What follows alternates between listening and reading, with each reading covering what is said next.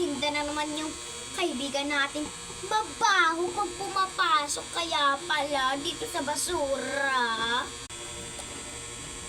Diyan naman sila.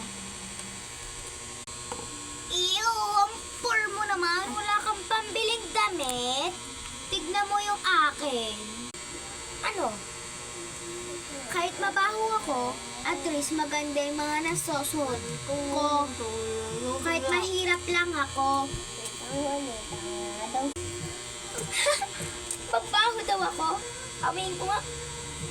Baho ko. Ano ba yan? Nakakaya sa mga friend ko. Ano?